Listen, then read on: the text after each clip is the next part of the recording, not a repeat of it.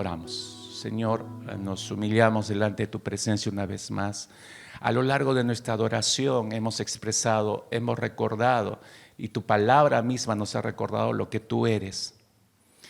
Y recordar una vez más lo que tú eres en un día como este, Señor, nos vuelve a sorprender la dimensión de tu amor, incalculable, inacabable, eterno. Y eso es lo que nos asombra, Señor, que pudieras poner tus ojos en una humanidad que por siglos de siglos te dio la espalda. ¿Cómo eres capaz de amar lo que no se puede amar, Señor? ¿Cómo eres capaz de amar a tus enemigos? Eso nuestras mentes nunca llegarán a comprenderlo plenamente, Señor.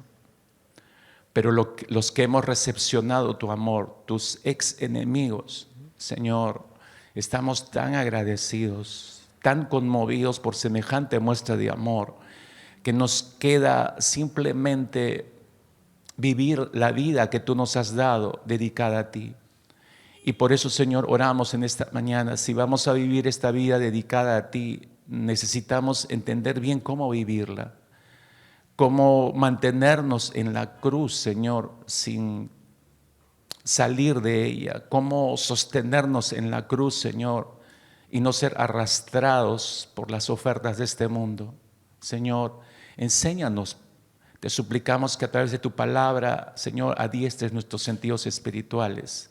En esta mañana, a lo largo de nuestra adoración, nos hemos humillado y necesitamos mantenernos en esa posición de humillación, porque es la única posición en la que nuestras almas pueden recepcionar tu palabra de forma adecuada.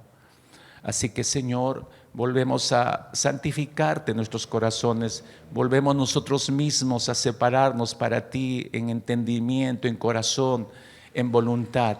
Haz tu perfecta obra en nosotros, Padre de los cielos, por favor, en el nombre precioso de Cristo Jesús, Señor nuestro. Amén, amén, amén. Ya estamos en nuestro décimo tema de nuestra serie Vida Crucificada. Y lo que necesitamos reflexionar en los siguientes minutos es esta vida crucificada en relación a los peligros que pueden representar el hecho de una vida estática. La vida crucificada no es subirnos a la cruz y quedarnos crucificados quietecitos, sin movernos y sin hacer nada. Esa no es la vida crucificada, por si acaso. Y de eso trata nuestro tema para desmistificar esto. Ya la semana pasada desmistificamos una parte del significado de la vida crucificada y necesitamos seguir pelando la vida crucificada de estos conceptos místicos que a veces no son saludables para una verdadera vida crucificada. Permítame empezar con una breve ilustración. Hace muchísimos siglos atrás, un hombre escuchó y leyó los relatos de la Escritura de cómo Jesús llamó a sus discípulos y los llamó no solo a seguirle, sino a vender sus posesiones para seguirlo a él. Entonces, este hombre fue cautivado por todo ese relato bíblico. Su nombre fue Antonio Abad y fue un hombre natural de Egipto. Y se dice de él que decidió vivir desde esos, al leer el llamado de Jesús a los discípulos en las Escrituras, decidió él mismo vivir una vida ascética y alejarse de toda la sociedad. En el entendimiento de Antonio Abad era salir del mundo. Jesús llamó a sus discípulos a salir del mundo. Él lo interpretó así, una interpretación errada, por supuesto. Entonces él decide vivir, alejarse de toda su sociedad, alejarse de su cultura y vivir de una manera ascética. Y se le conoce a Antonio Abad como uno de los primeros monjes ermitaños del tercer siglo, venerado por la Iglesia Católica. Por eso es San Antonio Abad, ¿no? Él consideró que la mejor manera de vivir su vida sería lejos del mundo, desconectado del mundo, refugiado en el desierto, y así vivió hasta sus últimos días, solitario en propia decisión. Se dedicó a la meditación, a la oración, a la lectura, a escribir acerca de la vida de los santos. Incluso llegó a ganar seguidores hacia su propio estilo de vida. Obviamente, por ser ermitaño, sus seguidores no vivían con él, porque eso rompería su esquema de soledad. No, tenían un grupo apartado de él a muchos kilómetros, pero identificados con el sistema de vida de Antonio Abad. Pero arrastró a gente en ese mismo pensamiento y ese mismo estilo de vida. No sé cuántas veces, yo estoy citando este ejemplo porque estaba pensando en mi propia vida, pero no sé usted cuántas veces haya deseado hacer lo mismo que Antonio Abad.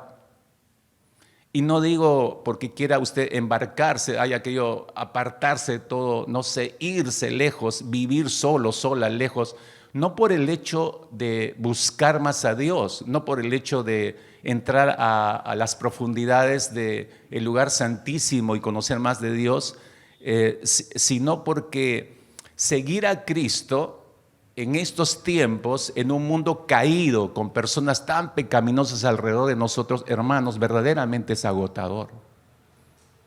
Verdaderamente es agotador. Yo sigo escuchando cuando converso con algunos hermanos que realmente están en una verdadera búsqueda de Dios, ¿no?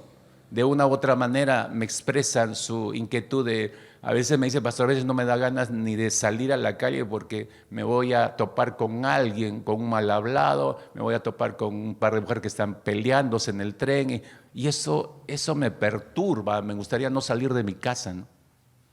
Entonces no sé cuántas veces usted haya tenido el deseo como Antonio Abad de irse al desierto, hablando entre comillas, a apartarse del mundo, ¿no? Porque vivir en nuestro cristianismo, pelear la buena batalla en estos tiempos, la batalla de la fe, cada vez se torna más difícil y más complicado. Entonces, llegamos probablemente a la conclusión, entonces no sería más fácil mudarnos al desierto, dedicarnos a la oración, dedicarnos realmente a la búsqueda de Dios y no tener que lidiar con toda esta sociedad pecaminosa alrededor de nosotros. ¿No sería lo más lógico, hermanos? No sé a cuántos les ha venido la idea en algún momento. Claro, nos dura segundos, ¿no? Luego regresas a tu realidad, ¿no? ¿Qué voy a hacer en el desierto, no? Algunos dirían, sí, podría ser, pero si me llevo mi celular, me llevo el internet, me llevo... empiezan a querer acumular algunas cosas para distraerse en medio del desierto, ¿no? Lamentablemente, algunos cristianos ceden a este pensamiento de una manera tentadora a la hora de responder cuando se trata de interactuar con la cultura general. Estamos inmersos en medio de una cultura, eso es inevitable. Nos agota vivir en esta cultura pecaminosa, sí, pero es donde Dios nos ha puesto. Entonces, en lugar de mostrar a Cristo en medio de esta sociedad, en lugar de mostrar a Cristo en medio de la cultura donde estamos viviendo, preferimos retirarnos a nuestra burbuja cristiana. Y fíjese que esto es sintomático, esto es algo que está ocurriendo de una manera muy clara en estos tiempos. Culturalmente hablando, escuche, culturalmente hablando, esto se ve cuando solamente meternos en nuestra burbuja cristiana, estoy diciendo, nuestra burbuja cristiana evangélica, ¿no? Eso se nota culturalmente hablando cuando nosotros somos muy selectivos en los libros que leemos, porque solamente nos dedicamos a leer escritos cristianos, solamente nos reunimos con personas cristianas, solamente contratamos personas cristianas para trabajar con nosotros, solamente consumimos medios visuales, me refiero a cine, arte, música, etcétera, todo con contenido cristiano nada más, y no nos asociamos para nada, no nos relacionamos para nada, ni tenemos amistades para nada con personas no cristianas. Y eso para nosotros está bien, pero eso es meternos en una burbuja cristiana. Y aclaro inmediatamente porque ya, no sé, estoy 20 años con ustedes y ya más o menos sé por dónde va la línea de pensamiento de muchos y hago la aclaración rápidamente. No estoy diciendo con esto que debemos permitirnos todo, hermanos. No estoy diciendo eso por si acaso. Estoy haciendo una observación peligrosa para nuestras propias vidas como creyentes, pero no estoy diciendo que debemos permitirnos todo lo nocivo y lo no tan nocivo de este mundo. Lo que la cultura nos muestra es que no es que lo deseemos todo. Lo que la Biblia nos muestra es que debemos tener una vida equilibrada. No salir del mundo, sino tener una vida equilibrada en este mundo. Ser santos en medio de un mundo corrompido. Piense eso en un instante. Ser santos en un mundo corrompido. Eso es tener una vida equilibrada. Muchos cristianos siguen el día de hoy luchando en cómo interactuar con la cultura. No saben cómo interactuar con la cultura, por eso lo más sencillo es refugiarse en la iglesia. Pero la iglesia no es un refugio de creyentes, la iglesia es una enviadora de creyentes. Entonces no confundamos la iglesia, mis hermanos, y no la estemos usando solamente para nuestra cobertura. Repito, muchos cristianos siguen luchando el día de hoy no saben cómo interactuar con la cultura, con su sociedad. En las palabras de los especialistas en este tema, por mucho tiempo dicen que los cristianos hemos tenido una relación disfuncional con nuestras culturas. Este es un autor cristiano que dijo lo siguiente, ¿no? Las relaciones disfuncionales ocurren cuando cada parte solo ve lo peor en el otro. Cuando los cristianos hablan de la cultura, a menudo hablan de las peores cosas al respecto. Cuando la cultura representa a los cristianos, representan sus peores cualidades, sus gones defensivos, etc. La relación está bloqueada a punto donde no hay posibilidad de una conexión fructífera. Y esta es la respuesta a nuestra inquietud de tengamos una cena evangelística, trae un amigo, una amiga que no sea creyente. ¿Cuánto cuesta venirse con un amigo, una amiga no creyente? Es como si hemos perdido a todos los amigos no creyentes. ¿Por qué? Porque ahora soy cristiano evangélico, pues. No sé si me está empezando a entender, mis hermanos. O sea, todos mis amigos son cristianos, y no digo que esté mal eso. Pero ¿a dónde nos llamó Dios? ¿Para qué nos rescató? ¿Para qué pagó un alto precio por nosotros? ¿Para que nos refugiemos en la iglesia? ¿Para que nos aislemos en la congregación? Por lo tanto, basándonos en esto que acabamos de leer, muchos cristianos sienten por eso que el mayor peligro, escúchenme, la mayoría de cristianos en el mundo entero sienten que el mayor peligro en este mundo es con la cultura donde está inmerso el creyente, en la sociedad donde está inmerso el creyente. Y por eso prefieren salir de esa cultura, salir de la sociedad. Pero bíblicamente hablando, esa no es la solución. No es la solución. Cristo nos ha llamado a vivir no nos ha llamado a vivir fuera del mundo, nos ha llamado a vivir en el mundo. Por favor, Juan capítulo 17, versículo 14, regreso a la famosa oración de Cristo en el huerto de Getsemaní. Juan 17, versículo 14 hacia adelante. Fíjese lo que está orando Jesús. Dice, yo les he dado tu palabra, le está diciendo al Padre, y el mundo los aborreció porque no son del mundo, como tampoco yo soy del mundo. No ruego que los quites del mundo, sino que los guardes del mal. No ruego que los quites del mundo. O sea, Jesús oró para que no seamos retirados por el Padre del mundo. Nosotros somos los que nos estamos quitando del mundo, estamos violentando esa oración de Jesús. Nos estamos aislando del mundo. No ruego que los quites del mundo, sino que los guardes del mal. No son del mundo, como tampoco yo soy del mundo. Santifícalos en tu verdad. Empieza a citar qué tiene diseñado Dios para guardarnos en este mundo. Santifícalos, sepáralos, conságralos, santifícalos en tu verdad. Tu palabra es verdad. Como tú me enviaste al mundo, así yo los he enviado al mundo. Si Cristo nos ha enviado al mundo, hermanos, ¿qué hacemos saliéndonos nosotros del mundo? ¿Se da cuenta cómo estamos violentando las decisiones de Dios? Y creemos que estamos bien. Solo me junto con amigos cristianos, solo tengo trabajadores cristianos, solo leo literatura cristiana, solo escucho música cristiana. No estoy diciendo, ay, yo quería escuchar eso hace años, pastor, o sea que puedo volver a regresar mañana a mi radio romántica. No estoy diciendo eso, hermanos, por favor, entienda bien. No estoy incentivando a regresar al mundo. Todo lo nocivo, lo bueno y no lo bueno de este mundo, no es que consumamos todo, tenemos que ser sabios. Todo me es lícito, decía el apóstol Pablo, recuerda, pero no todo conviene, pues. Ahí está el equilibrio. Estamos en el mundo, no hemos sido sacados del mundo, Jesús nos mandó al mundo. Es como si nos sacó del mundo, morimos en la cruz, pero ¿es para qué? Para regresar al mundo. Porque hay tarea que hacer en el mundo. Lo que yo ya entendí en la cruz, el resto de gente del mundo necesita conocerlo. A eso hemos sido enviados, ¿no? Él no quiere, el Señor no nos quiere sacar del mundo, si usted está entendiendo bien esta oración del Señor. Él quiere protegernos, más bien, en el mundo, sin que seamos sacados del mundo, para que nosotros reflejemos la luz en medio de la oscuridad de este mundo. Somos sal y luz del mundo, Jesús dijo eso. Así que entonces Él quiere protegernos, por eso habló de santifícalos en tu verdad. La palabra es la poderosa arma del Señor para preservarnos a nosotros mismos y para dar a conocer al mundo entero el plan de salvación. Entonces, ¿cómo hacemos esto al considerar la relación entre el cristiano y la cultura? Este es todo un tema, mis hermanos, pero no quiero detenerme acá, porque no es el tema en esta mañana. Solo estoy citando a qué punto hemos llegado los cristianos a aislarnos del mundo, ¿no? ¿Cómo podemos entrar al mundo, mis hermanos, con un sistema inmune saludable para protegernos de las toxinas de este mundo? ¿Cómo hacemos eso, mis hermanos? El domingo pasado el Señor nos dio la respuesta. Colosenses capítulo 3, versículo 3. Ese es el sistema inmune para nosotros los cristianos. Porque habéis muerto, vida crucificada, porque habéis muerto y vuestra vida está escondida, ¿dónde? Con Cristo, ¿en dónde? En Dios.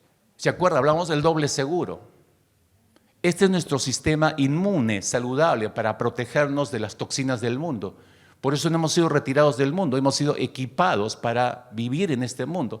Estar muertos, hermanos, estar crucificados en esta condición, nuestras vidas están escondidas, dice el texto, con Cristo en Dios. Y el término escondido acá es cripto del griego, es mantener a salvo, proteger, ocultar. Fíjese qué tremenda protección tenemos en el Señor. Estamos protegidos, realmente estamos protegidos. El asunto es que nosotros no creemos esa protección, dudamos de esa protección. Pero la realidad es que estamos protegidos por el Señor. Hay una cobertura divina sobre nuestras vidas. Déjame decirte dos cosas que la vida crucificada entonces no es. Dos cosas que la vida crucificada no es. En primer lugar, la vida crucificada no significa vivir una vida estática por eso. La vida crucificada no significa vivir una vida estática. Cuando vemos la manera como iniciaron la relación los 11 discípulos del Señor Jesucristo, estoy contando menos uno, Judas. Cuando empezaron los 11 con el Señor, lo que vemos, si usted bien recuerda leyendo los evangelios, lo que vemos es una dinámica de relación con el Señor hacia adelante, no hacia atrás, y menos estática.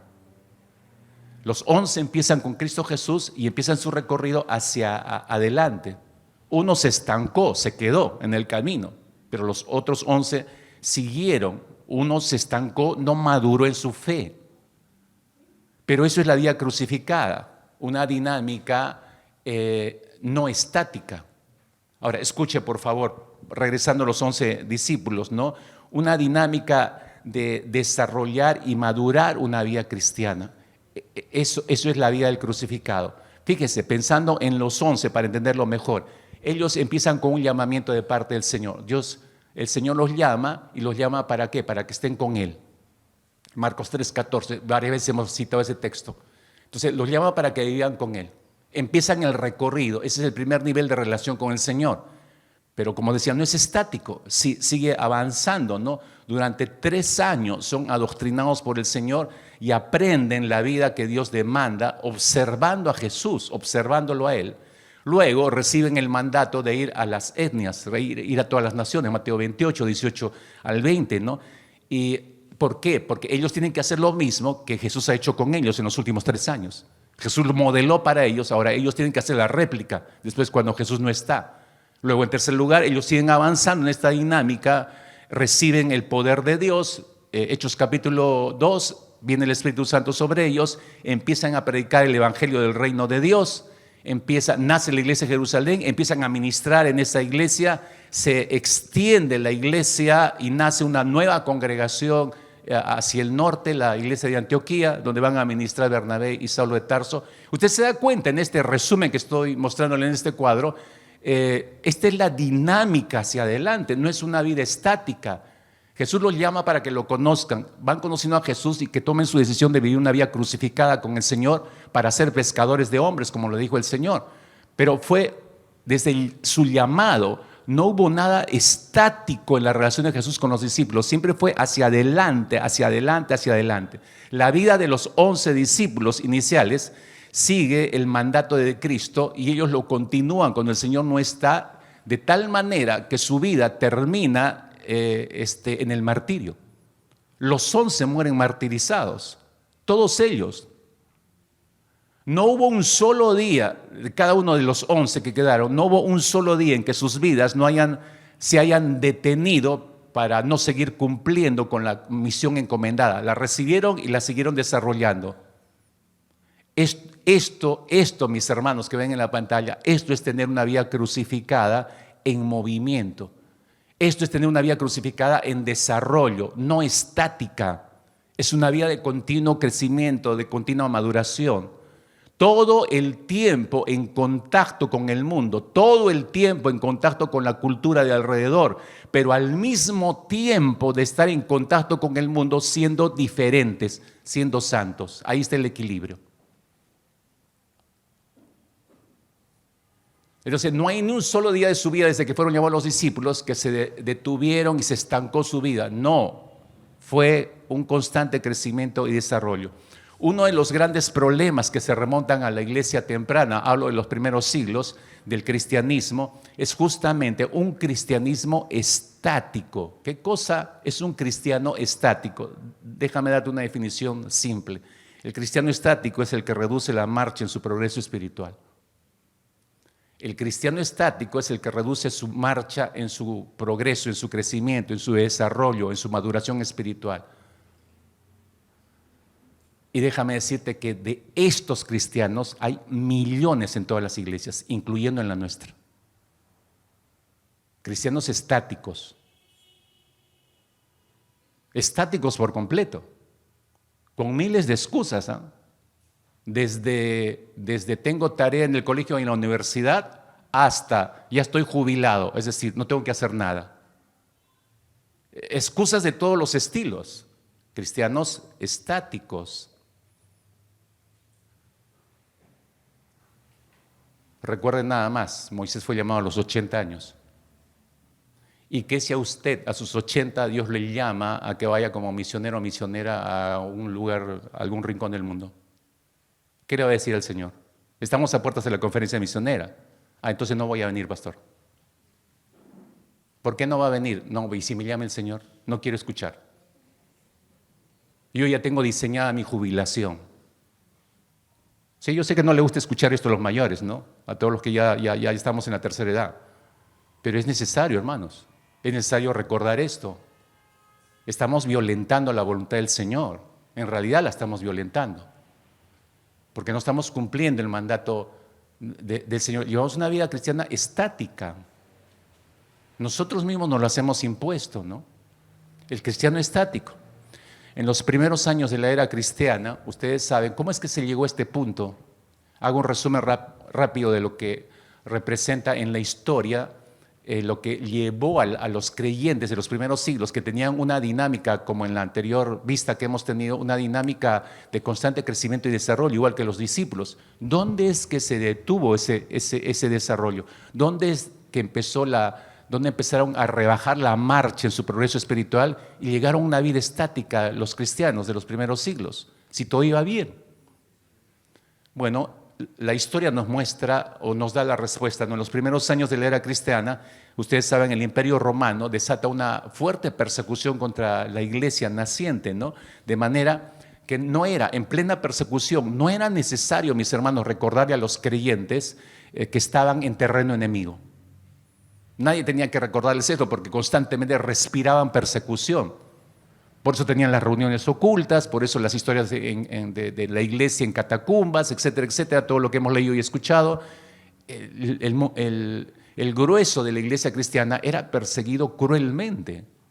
Entonces no tenían que recordarles que estaban en territorio peligroso, pero va avanzando el tiempo, se va desembocando en el siglo IV después de Cristo. Se desemboca en el siglo IV y uno de los emperadores romanos, llamado Constantino, usted sabe, se dice que abrazó la fe cristiana.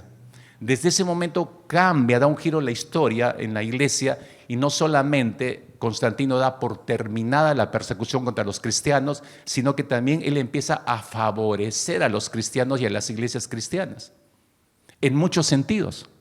Empiezan a construirse las grandes catedrales en su tiempo y repentinamente esos cristianos que habían estado siendo perseguidos en los primeros siglos, en los 2 primeros siglos, pasaron a ser personas favorecidas por el mismo emperador.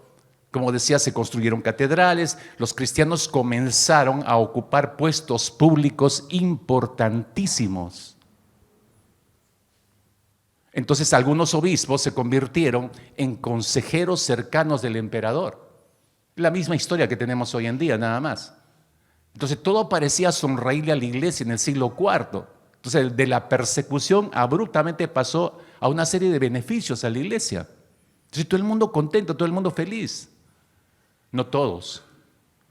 Muchos comenzaron a ver esto con descontento, como un peligro, como un nuevo estilo de vida para la iglesia cristiana, y fueron percibiendo que esto era un peligro potencial para el desarrollo y el crecimiento del cristianismo, y no se equivocaron, porque empezó a mediados del siglo IV a detenerse la marcha y el progreso espiritual de los cristianos. Ahí empieza el cristianismo estático. Ahí inicia el cristianismo estático, ¿no? Sobre todo el peligro de que el mundo o la mundanalidad entrara y se apropiara de la vida de los cristianos en el interior de las iglesias, pero que ahora, en ese tiempo entonces, se dejó de empezar a ver al mundo como enemigo, sino como un aliado.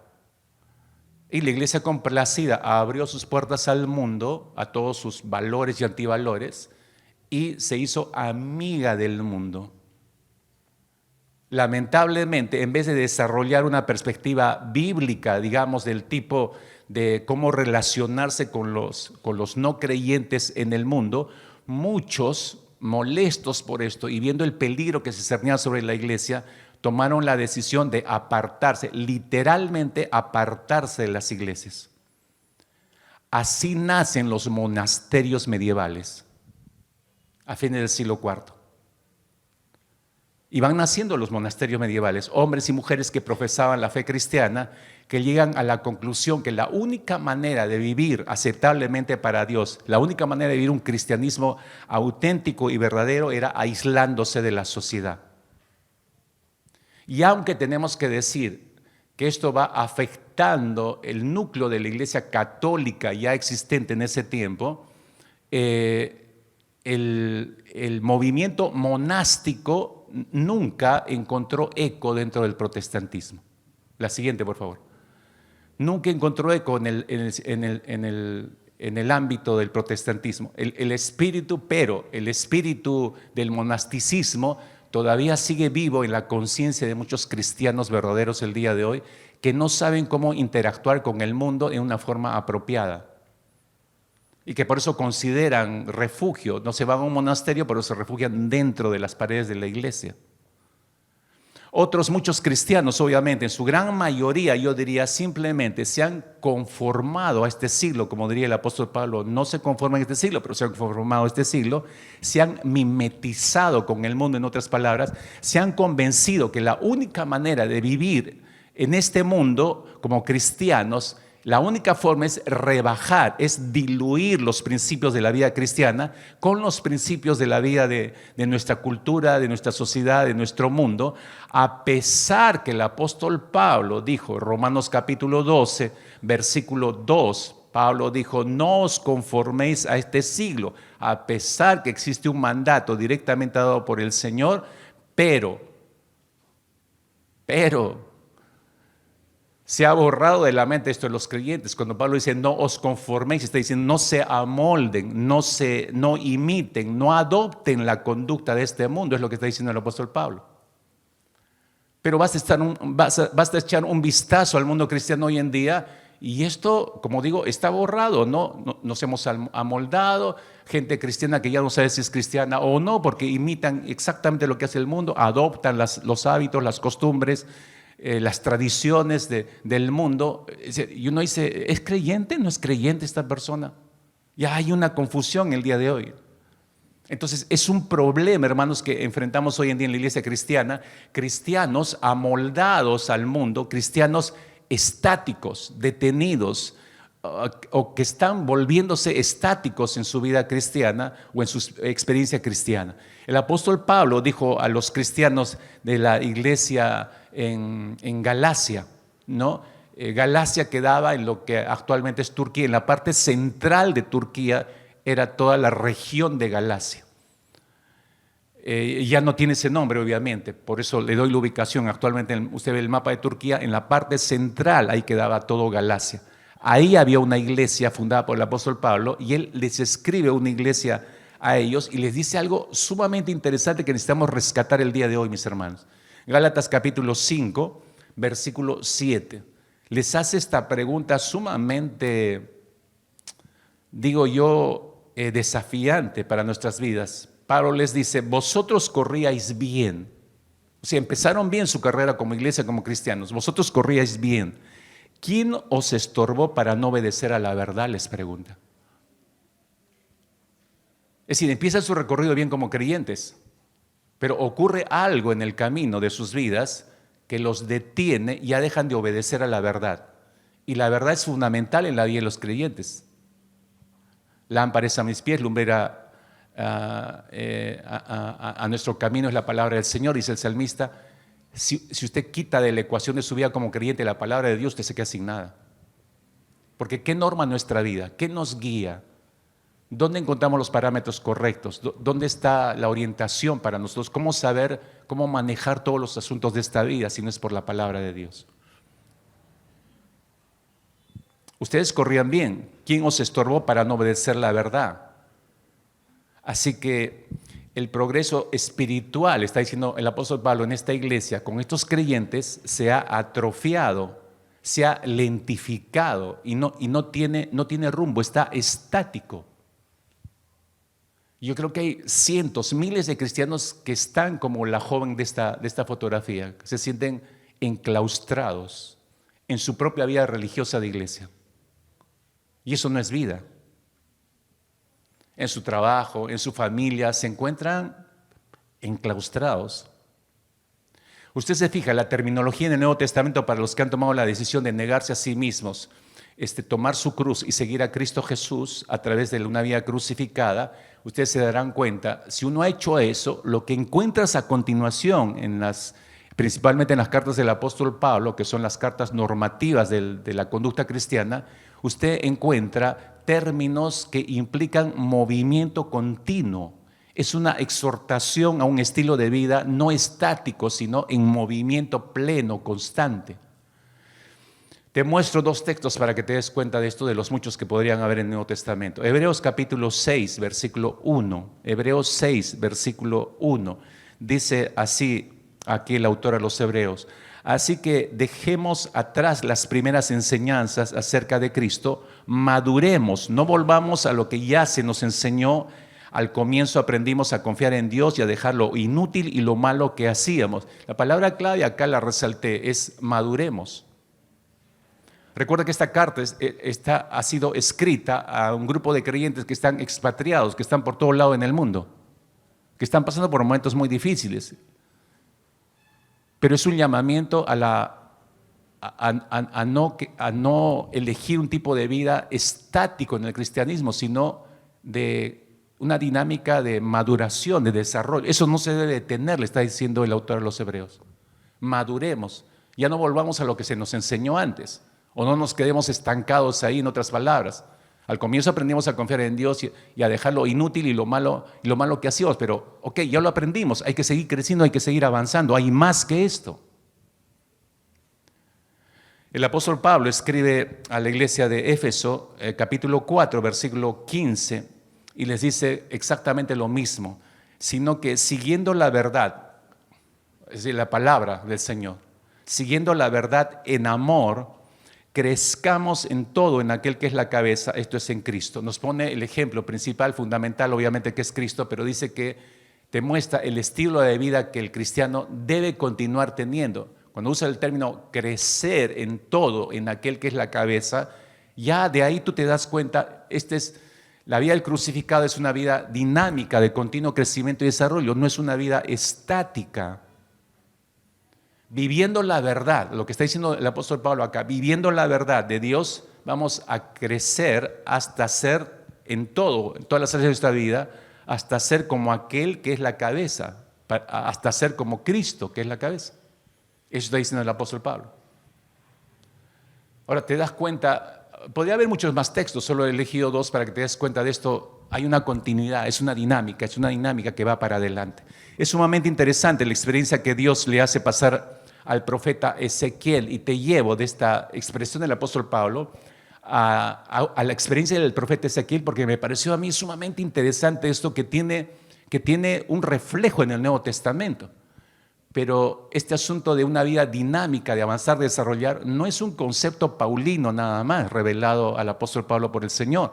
Esto ya viene desde el Antiguo Testamento, ya está en la mente de Dios. El pueblo de Israel fue llamado a una dinámica de crecimiento y desarrollo, no a una vida estática. Ellos se fueron quedando estáticos, tan estáticos que estáticos fueron enterrados en el desierto. Y eso le puede ocurrir a un montón de creyentes. Empieza su recorrido, se bautizan estáticos, creen que hasta ahí llegó, ahí empezó su vida cristiana y ahí terminó. Y mueren en ese desierto, de verdad que mueren en ese desierto. Pueden seguir viniendo todo el resto de su vida a la iglesia, pero están muertos en vida. No hay ningún tipo de producción, no hay ningún fruto, porque siempre están en sus ayes, siempre están en sus cosas, siempre están pensando en ellos, el eje central son sus vidas, están muertos en vida. Cuando somos crucificados, ya dejamos de pensar en nosotros. Estamos pensando como Dios piensa y en quién piensa el mundo. De tal manera amó Dios al mundo. Dios no está pensando en Él, está pensando en el mundo. Es sumamente interesante la experiencia del profeta Ezequiel, que es como un fuerte llamado que hace a través de Ezequiel Dios a experimentar las profundidades de Dios. Es un tremendo llamado de Dios. Es como si Dios nos dijera a nosotros a través del profeta Ezequiel: no quiero que seas un observador externo. Entra tú mismo y experimenta mis corrientes profundas, conóceme allí, recibe las bendiciones que significan profundizar en mis corrientes de agua, en mi presencia. No entiendo lo que está diciendo pastor. Ok, entonces ven conmigo a la escritura, Ezequiel capítulo 40, por favor. Profeta Ezequiel capítulo 40. En este capítulo Dios le muestra a Ezequiel, al profeta Ezequiel, en el capítulo 40 le muestra a Ezequiel está en pleno cautiverio. Lo que leemos a partir del capítulo 40, o todo el libro en realidad, fue escrito en pleno cautiverio. Ezequiel fue llevado cautivo con el segundo grupo que fue llevado por Babilonia. El reino del norte, recuerden, fue llevado cautivo por los asirios. Años después, el reino del sur, Judá, es llevado cautivo por los babilonios. Y eso ocurre más o menos en el siglo VI antes de Cristo. Y son llevados a la cautividad, y Ezequiel es llevado cautivo con ese grupo. En plena cautividad, Dios le muestra, le revela. Estoy en el capítulo 40 del libro de Ezequiel, empieza a mostrarle una visión del templo de Jerusalén. No me voy a detener por el tiempo, pero en el capítulo 40 empieza una descripción del templo, le da las medidas, le muestra el templo. Sí, lo lleva a Judá en visión y le muestra lo que va a ser el templo futuro. Empieza en el capítulo 40 de este libro de Ezequiel. Y a partir del capítulo 40, usted ve el desarrollo de la descripción del templo. Capítulo 40, 41, 42, 43, 44, hasta el capítulo 46 le describe todas las partes del templo detalladamente. En esa visión le describe cuáles son las leyes que van a regir a todos los que van a servir dentro del templo, los sacerdotes. Le muestra cómo la gloria de Dios va a llenar todo el templo a Ezequiel, y en toda esa descripción que le da de todo el templo desemboca en el capítulo 47. En toda esa descripción, recuerden, el capítulo 40 le está describiendo solamente el templo, todo el templo. Después que le describe todo el templo, funciones, leyes y cómo él va a llenar, su gloria va a llenar ese templo, desemboca el capítulo 47 con todo el templo que ya le ha mostrado a Ezequiel. Lo saca del templo, lo saca a la parte de afuera del templo, a un costado del templo. Capítulo 47, donde le muestra unas corrientes de agua que están saliendo debajo del templo. Versículo 1 del capítulo 47 de Ezequiel. Me hizo volver luego a la entrada de la casa, y he aquí aguas que salían de debajo del umbral de la casa hacia el oriente, porque la fachada de la casa estaba al oriente, y las aguas descendían de debajo hacia el lado derecho de la casa, al sur del altar. Entonces ve corrientes de agua que están saliendo de la parte de la base de abajo. Pero, y ahí le muestra estas corrientes de agua el Señor, y en los siguientes versículos, cuando le muestra estas corrientes de agua, fíjese cómo lo lleva no solo a observar. Este es el punto, mis hermanos, versículo 3. Y salió, versículo 2, y me sacó por el camino de la puerta del norte, me hizo dar la vuelta por el camino exterior fuera de la puerta, al camino de la que mira al oriente, y vi que las aguas salían del lado derecho. Y en ese mismo instante, verso 3, salió el varón hacia el oriente llevando un cordel en su mano. Muchos exégetas dicen, este es un ángel que sale al encuentro de Ezequiel y lo empieza a guiar. Es un guía anónimo, no se escribe, no se dice nada de él, excepto lo que estamos leyendo en estos versículos. Aparece este varón y dice, llevando un cordel en su mano, midió 1000 codos, eso es como 1,5 kilómetros más o menos, midió 1000 codos y me hizo pasar por las aguas hasta los tobillos, lo hace entrar. Verso 4, midió otros 1000 y me hizo pasar por las aguas hasta las rodillas, ya es más profundo. Midió luego otros 1000 y me hizo pasar por las aguas hasta los lomos, ya es hasta los hombros. Está casi sumergido Ezequiel. Versículo 5, midió otros 1000 y ya era un río que yo no podía pasar, porque las aguas habían crecido, de manera que el río no se podía pasar sino a nado. Por favor, lo que quiero que se dé cuenta es lo siguiente. Este río que sale de la misma presencia del Señor, este río no era algo para que Ezequiel simplemente mirara, observara externamente, sino era un río sobre el cual él tenía que entrar, tenía que experimentar el río, no desde afuera por observación, sino por experiencia directa, entrar al río. Escúcheme, la vida crucificada con Cristo, la vida profunda, no es algo, igual que este río, no es algo solamente para saber u observar. Es un lugar al que hay que entrar, iglesia.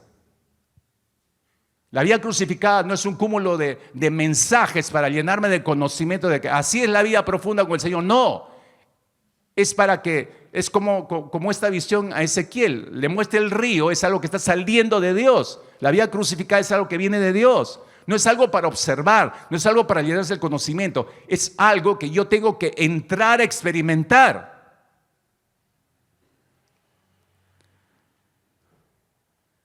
Es un llamado para todos los hijos de Dios a profundizar, igual que Ezequiel. Es un llamado a profundizar, a entrar y profundizar. Es una dinámica no estática. Dime, ¿en qué momento Ezequiel está estático?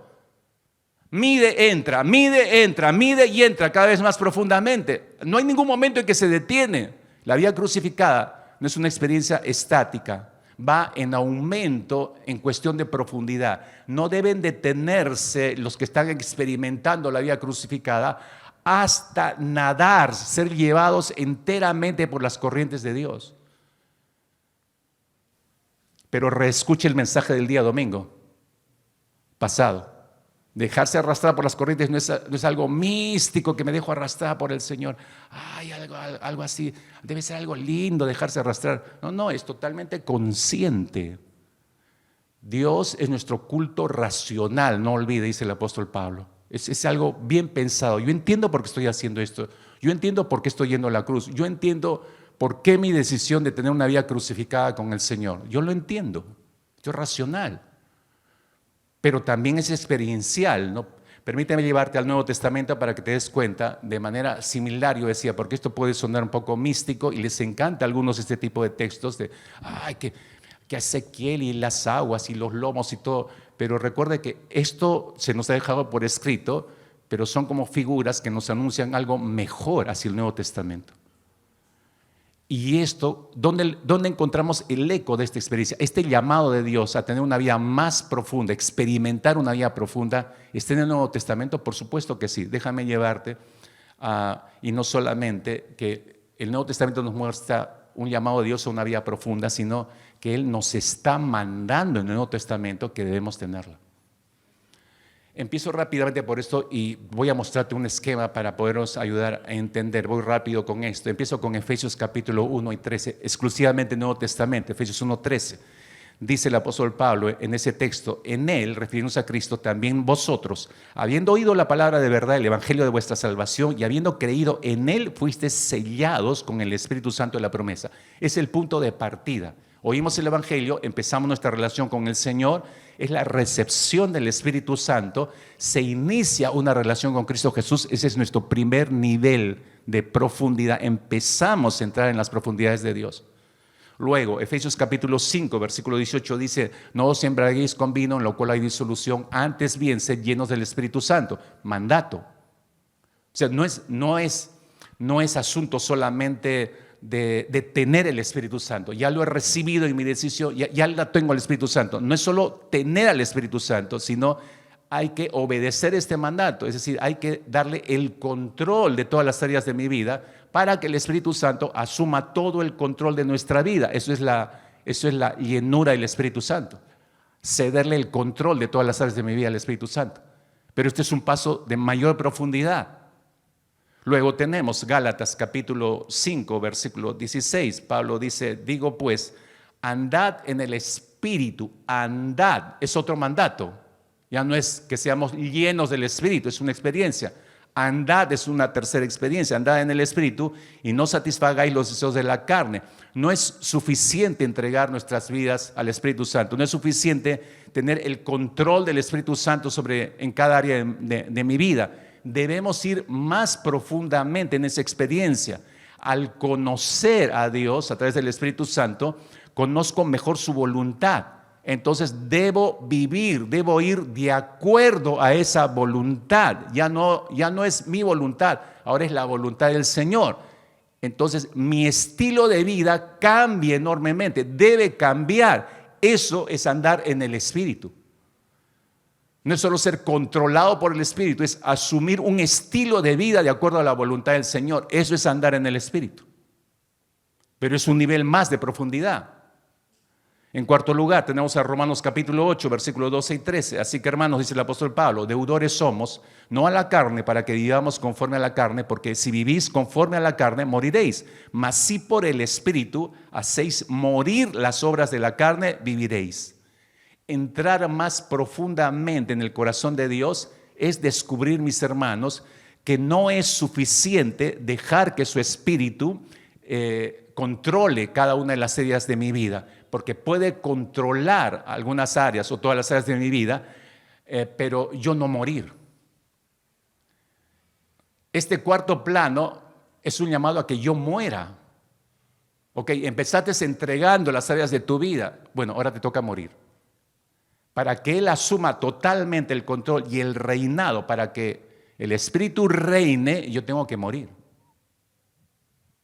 A estas alturas, en este cuarto punto, si te das cuenta, podríamos decir, pensando en la experiencia de Ezequiel, estaríamos más o menos con las aguas de Dios hasta nuestros lomos, pero todavía no estamos totalmente nadando en las profundidades. Estamos como hasta los lomos nada más. ¿Hacia dónde me conduce? Recuerda la experiencia de Ezequiel. No es que te quedes hasta agua en los lomos. Él dijo, ya no se puede cruzar excepto a nado. Tengo que sumergirme y nadar. Tengo que sumergirme por completo. Entonces, no queda aquí en Romanos 8, 12 y 13. Ya entiendo, debo morir. Perfecto. Juan capítulo 16, versículos 13 y 14. Pero cuando venga el Espíritu Santo, dijo el Señor, el Espíritu de verdad, Él os guiará a toda la verdad, porque no hablará por su propia cuenta, sino que hablará todo lo que oyere y os hará saber las cosas que habrán de venir. Él me glorificará porque tomará de lo mío y os lo hará saber. Escuche eso. Tomará de lo mío, está hablando Jesús. Tomará de lo mío y os lo hará saber. el Espíritu Santo, mis hermanos, y esto no es arrancando cuando yo recibo el Espíritu Santo. O sea, previo a esto hay 4 etapas de profundidad, digamos, antes de llegar a Juan 16, 13 y 14. Porque en este nivel de profundidad, el Espíritu Santo, si te das cuenta, nos va a revelar no solamente toda la verdad de Dios, porque eso dice el texto. Cuando venga el Espíritu Santo, el Espíritu de verdad, Él os guiará a toda la verdad. Dice, no dice a una parte de la verdad, dice a toda la verdad. Pero no suficiente con esa bendición, dice el versículo que no solamente nos va a revelar toda la verdad, sino que nos va a revelar a Cristo mismo. Lo profundo de la voluntad agradable y perfecta de Cristo. Él tomará de lo mío. ¿Qué es lo mío? Es la voluntad.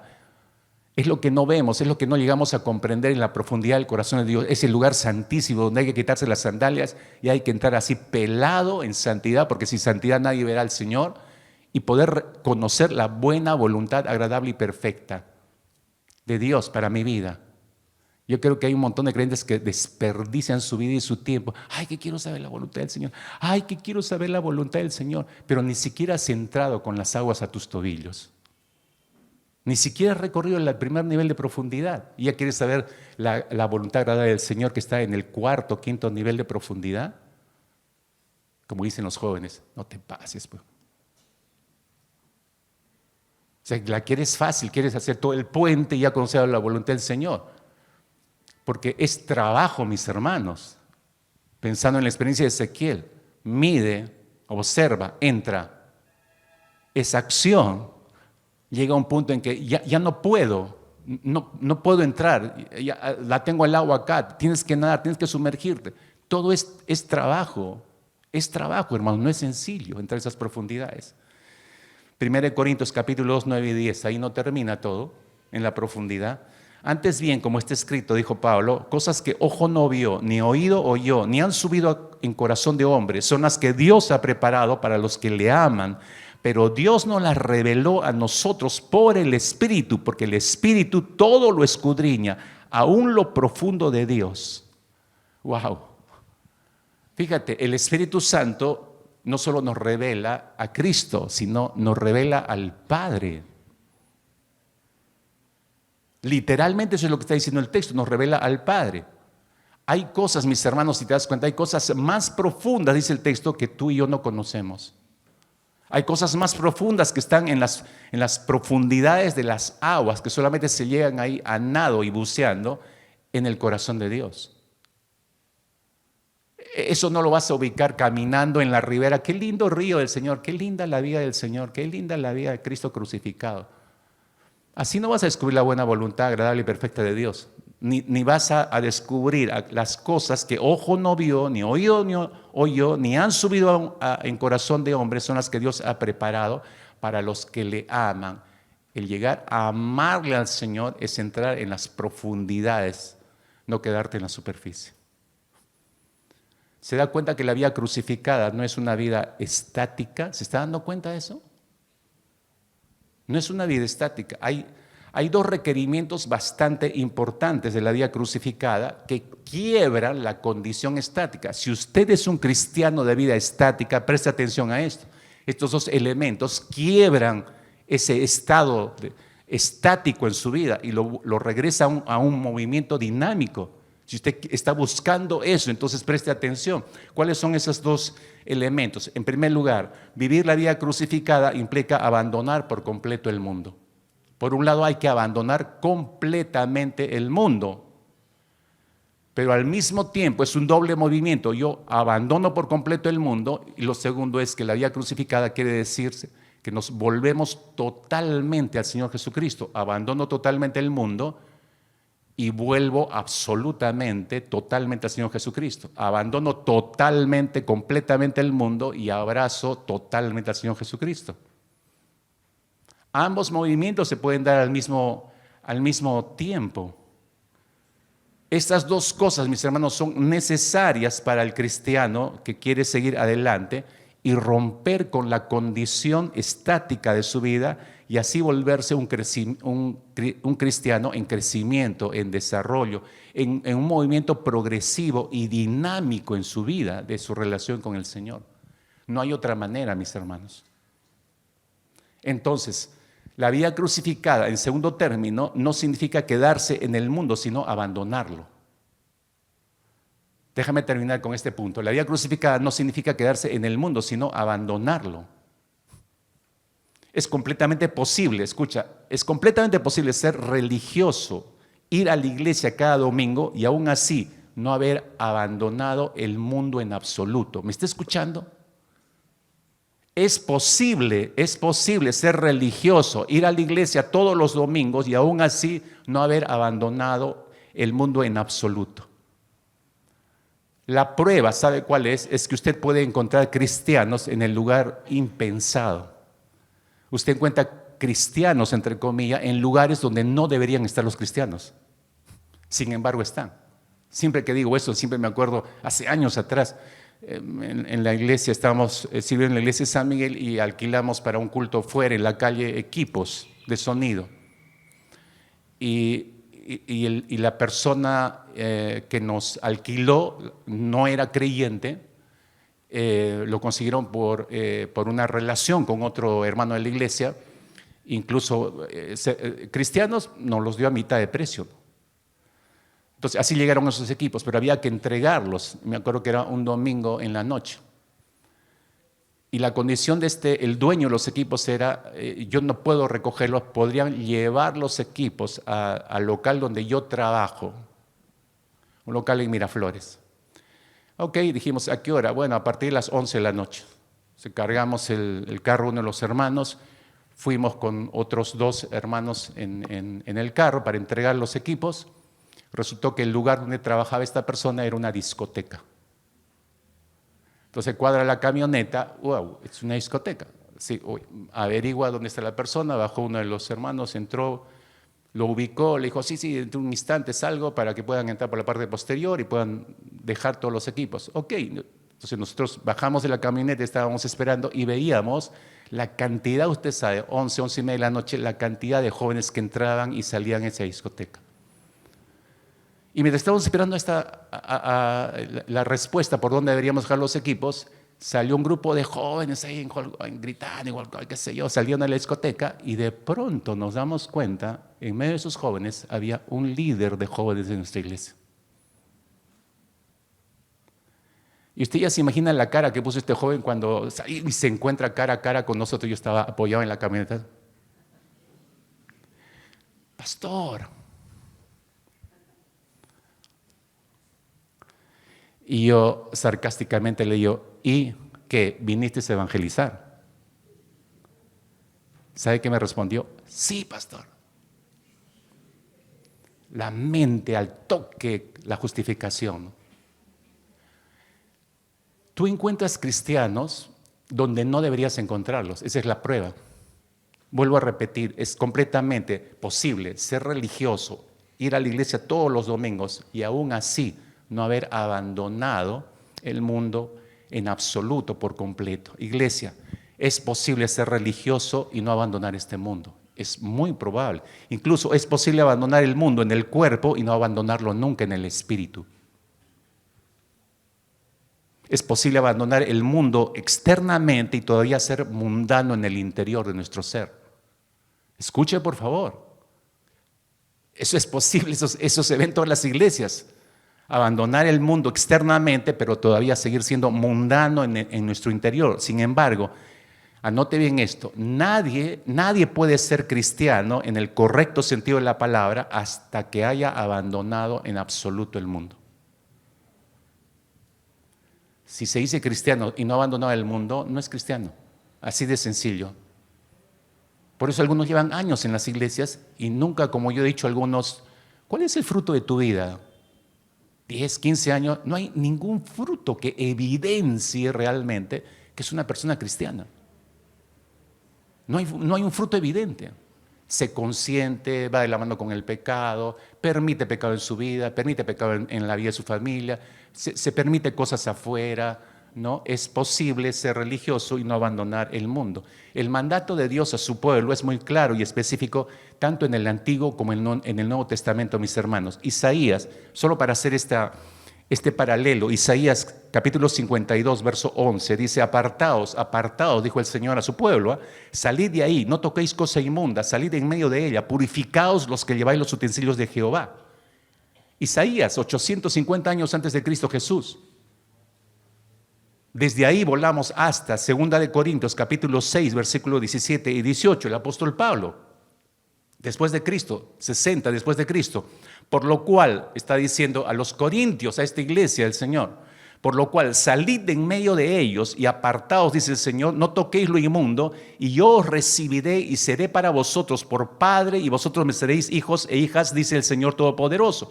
Fíjate, yo he tomado estos dos versículos, ¿no? Isaías 52, 11 y 2 Corintios 6, 17 y 18, porque es el mismo. Lo que está haciendo Pablo es tomar la cita de Isaías 52, 11. 900 años hacia adelante. Es el mismo llamado exactamente de Dios. En el tiempo de Isaías, usando Isaías, y en el tiempo del apóstol Pablo, usando al apóstol Pablo con una iglesia. La frase salid de en medio de ellos es una exhortación clarísima. Mis hermanos, no necesito hacer un exégesis de eso en esta mañana. Es una exhortación bíblica que aparece en muchos otros pasajes de la Escritura, por cierto, pero se refiere a la necesidad, el llamado de Dios a separarnos de lo malo, a separarnos del pecado y de las influencias corruptoras de este mundo y acercarnos completamente a Dios, vida crucificada. Hasta que no se haga eso, digo yo, ¿cómo tengo, no sé si decir la desfachatez de llamarme cristiano si no he llegado a ese punto, hermanos? Permíteme darte un ejemplo de amplio conocimiento en el mundo entero y corroborado no solamente por los historiadores, sino por autoridades políticas. Y esto es en muchos lugares en el mundo. El caso de los personajes, las monjas enclaustradas. Yo hace muchos años atrás, usted sabe, en mi ciudad de Arequipa existe un tremendo convento, el convento de Santa Catalina, inmenso, es una ciudadela hermosa en realidad. Cuando empezaron a abrirlo hacia el turismo hace muchísimos años atrás, tuvieron que relegar a todo el grupo de monjas que vivía a un sector de toda esa ciudadela y quedaron encerradas prácticamente en un sector para hacer todo este lado, digamos, el recorrido turístico del convento. Cuando hicieron esto, tuvieron que reconstruir varias cosas y en esa reconstrucción se encontró un cementerio de bebés. Entonces saltan un montón de preguntas. Claro, las monjas tenían una justificación, no, en tales años, chicas refugiadas las recibíamos acá, pero nadie da crédito exacto a eso. Algunos historiadores dicen, sí, hubo parte de cierto en esto ocurrió en muchos lugares. En Irlanda se descubrió otro convento en las mismas condiciones, cientos de fetos de bebés enterrados en un convento. Todos provenientes de chicas de fuera, se preguntaba la gente. Muchos personajes cristianos trataron de exhortar, escuche, esto está registrado en la historia, a las monjas del siglo XIII, específicamente en esos siglos XIII y XIV, y a exhortarlas y animarlas a llevar una vida interior que refleje su vida exterior. Esto en el ámbito católico, por cierto, porque usted sabe, una monja decía abandonar el mundo y sus cuerpos son vestidos de cierto modo para mostrar que están separadas del mundo, por eso tienen ese tipo de vestimenta, de hábitos. Porque las distingue, y hay diferentes órdenes, usted sabe, de tal orden, hay esta orden y la otra orden, qué sé yo, las distingue como mujeres separadas para el mundo. Pero hubo muchos personajes católicos, profundamente católicos, profundamente espirituales, que hicieron fuertes llamadas de atención a los movimientos monásticos del siglo XIII y XIV, exhortando a las monjas que haya una concordancia entre la vida que llevaban internamente y la vida que llevaban externamente, ¿no? Uno de estos personajes fue Walter Hilton. Sus escritos espirituales han sido una fuerte influencia en la Inglaterra del siglo XV, Él falleció en el año 1396. Vivió 200 años antes de Martín Lutero. Eso significa que él nunca escuchó acerca de la Reforma protestante.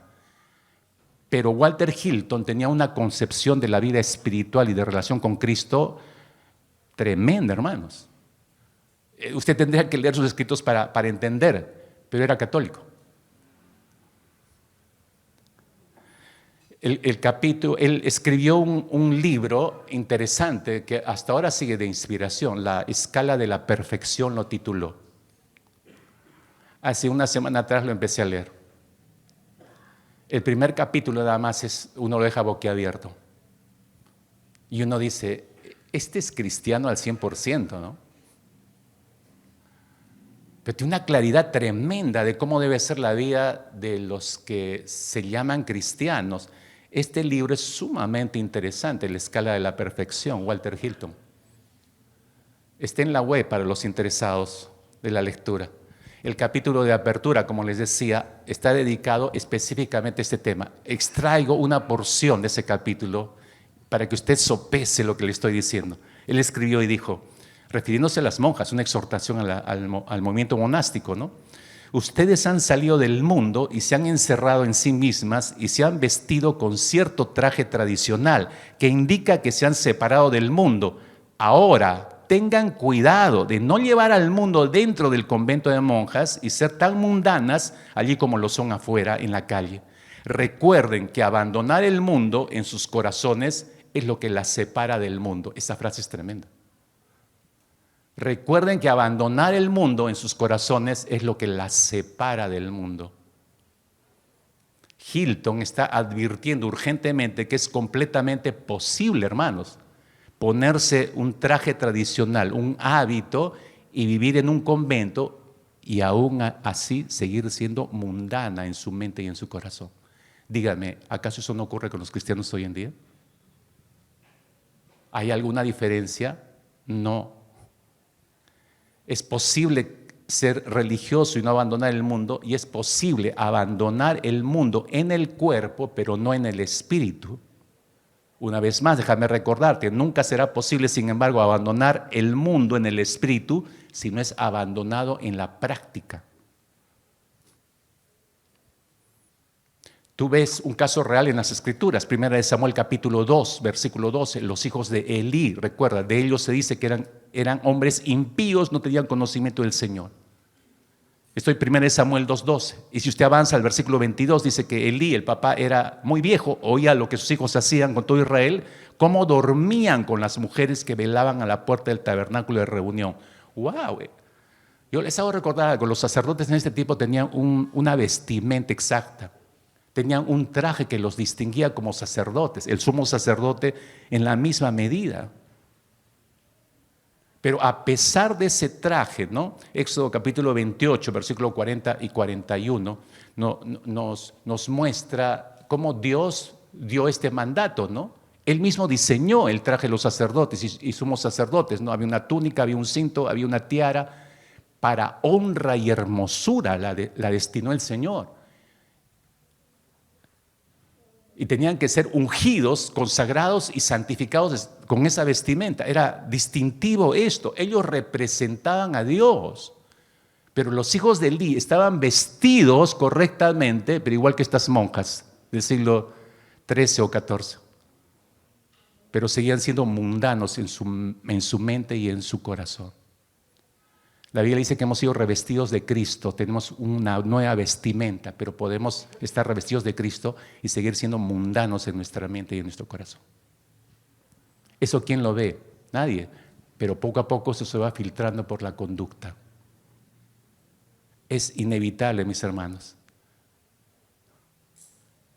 Fíjate en este versículo, hay tres cosas importantes, tres aspectos importantes y esenciales que debemos recordar, y me permito terminar con esto.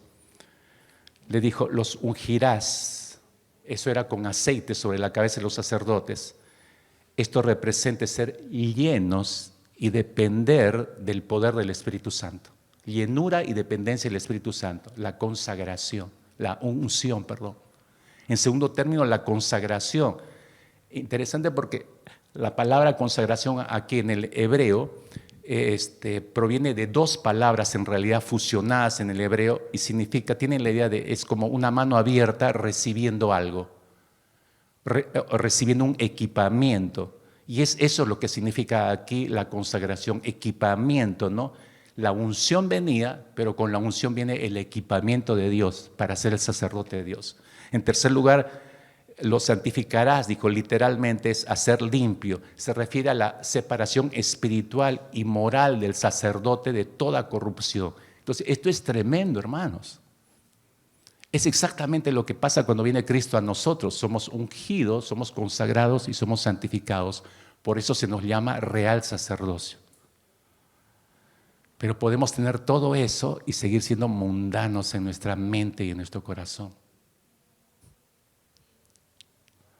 La vida crucificada es salir de todo esto. Dios nos ha llamado a salir. Los sacerdotes estaban consagrados, toda una tribu sacada de todo el pueblo de Israel, sacada en exclusividad al servicio de Dios. ¿Recuerdan cuando Dios llamó a Abraham? Le dijo, sal de tu parentela y de tu tierra. Abraham nunca regresó a su tierra. A Noé le dijo, haz el arca y suban al arca, tú y tu familia.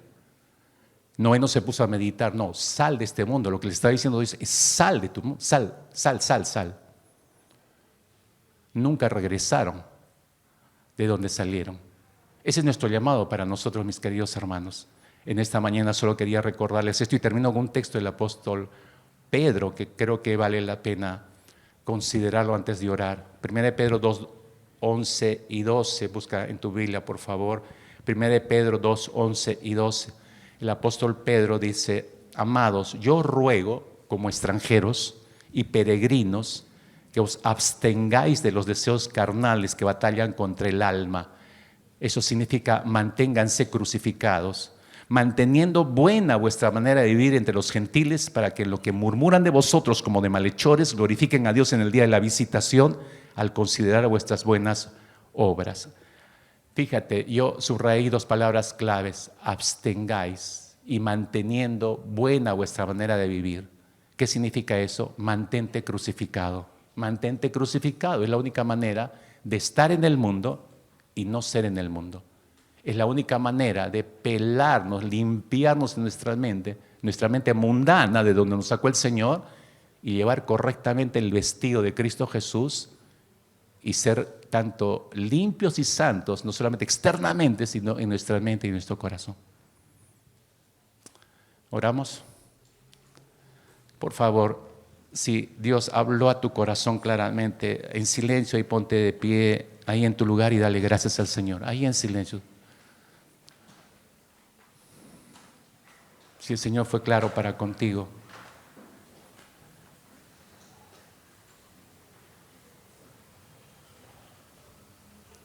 Solo dile ahí de pie, gracias Señor, muchas gracias por tu palabra, gracias por desafiarme, dile. Gracias Señor por mostrarme lo que me conviene, gracias por ayudarme a entender qué significa realmente tener una vida crucificada. Hoy te doy gracias, te doy la gloria Señor a ti. Menos no puedo hacer Señor. Que mi vida, dile así, que mi vida sea olor fragante para ti en todo sentido.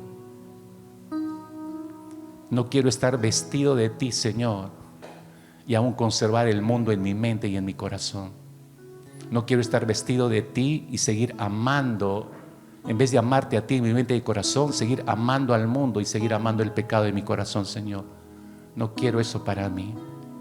No sé si otros elijan lo contrario, pero yo, Señor, dile, yo en manera personal, decido purificarme en mi mente y mi corazón, mantener mi decisión de estar crucificado junto con Cristo, y ya no vivo yo, mas Cristo vive en mí.